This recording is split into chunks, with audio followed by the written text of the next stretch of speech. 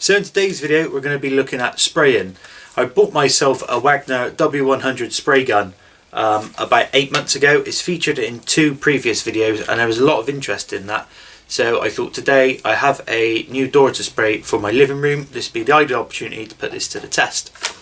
So in the box you get this 800ml pot, a detachable nozzle which has 3 adjustable spray patterns, vertical, horizontal or a circular motion.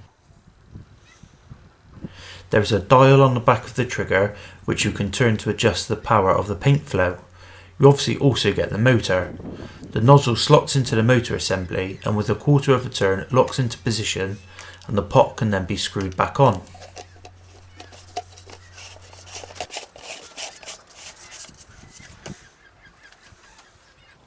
You also get a manual and this plastic stick which has a spike on the end of it for cleaning out the air nozzles.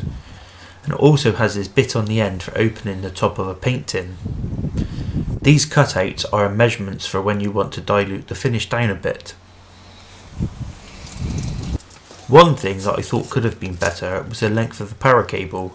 It's only just over 170 centimeters, and as you can see here, you need to keep moving the extension lead as you work your way around the piece you are spraying. Now this spray gun is suitable for water and solvent based paints, finishes, primers, 2-component paints, clear finishes, automotive finishes, staining sealers and apparently all coating materials with the red Perfect Spray logo. Now up until I made my storage heater covers I had actually never used an electric spray gun before. All my previous attempts at spraying had been done from rattle spray cans, spraying things like motorbikes and metal pieces on cars mainly, and the odd alloy wheel. Now in the instructions it states when spraying that the gun should be held at an even distance of between 5 to 15 centimeters away from the piece you're spraying. So at that distance I set the nozzle to the spray pattern I wanted and adjusted the dial for a slower paint flow. Now when I first used the spray gun I was actually impressed with the quality of it. It's not too heavy at the back with the motor and it's not too heavy with the paint in here, so it doesn't want to tip all the time, and it's quite easy to rotate and manoeuvre to the spray direction you want.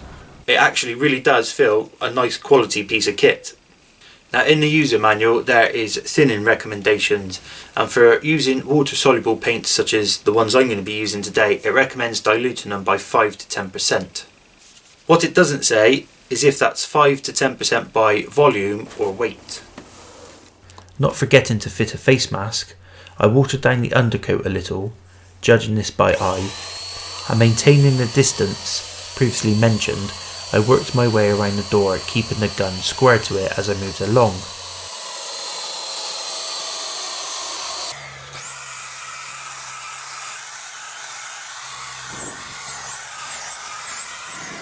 This is what the door looked like, with one thick coat of undercoat applied and denibbed.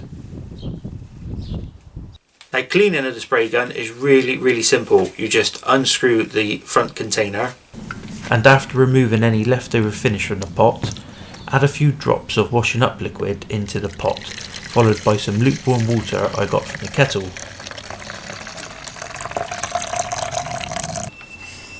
Then I screwed the pot back on and I like to give it a vigorous shake and shake it for about 30 seconds to mix everything up. Now I moved over to an empty planter to easily show the fluid running out. You're meant to empty the water from the pot until the fluid runs clear. However, this didn't show up too well on camera, so I added another pot of clear water to wash away the paint contaminated water from the planter to show you it's now clean.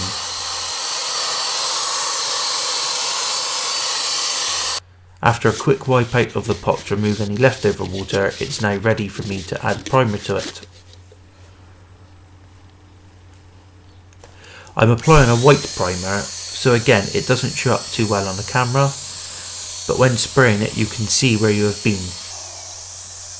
I left the spray gun settings the same as to when I applied the undercoat, as this gave off minimal amount of overspray.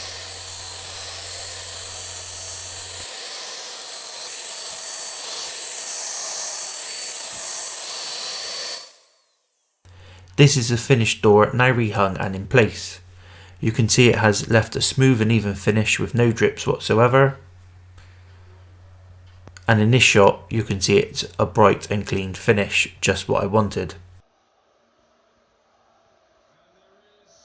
You'll continue to use this spray gun for any future painting tasks, as it speeds up the process a considerable amount and it does actually make it a lot more enjoyable to do.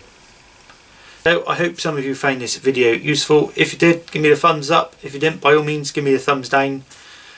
Please consider subscribing and sharing this amongst your friends, and I'll see you again next week.